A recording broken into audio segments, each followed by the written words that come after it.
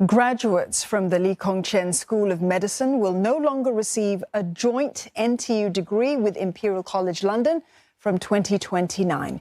Now, that's as both schools and their collaboration agreement, as planned, ends 6 years from now. Tan Se-hui spoke to some students about the change. Danson Lim is a fourth-year student at NTU's Chian School of Medicine, and news that the school will end its collaboration with Imperial College London came as a surprise. To some extent, I didn't know that was coming, and based on what I'm aware of, I don't think the school announced it before or prepped us for it. He feels the Imperial College name is well known and respected, qualities which could help graduates clinch overseas job opportunities. At home, though, Danson says the change may not affect students' job prospects very much.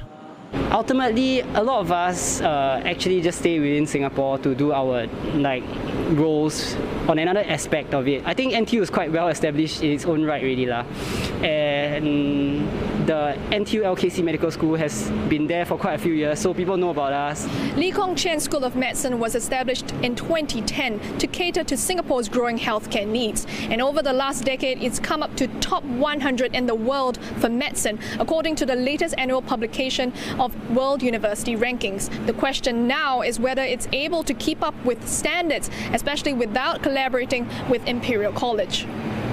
Students who enroll this year and the next in medical school will still receive the joint degree, but those who are admitted from 2024 will receive a degree awarded by NTU. The school, which has a yearly intake of 150 students on average, has reassured students that the curriculum will remain for the current batch of students. Going forward, NTU plans to improve pedagogy and introduce more digital modes of learning. Exchange opportunities to Imperial College will also continue with a broader range of destination choices.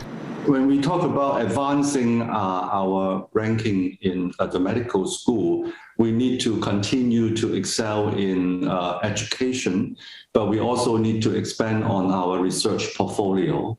So at the moment, we are very active in recruiting more faculty members, both locally as well as from overseas. To prepare for the change, Professor Song says the school spoke to around 40 student leaders before announcing the move.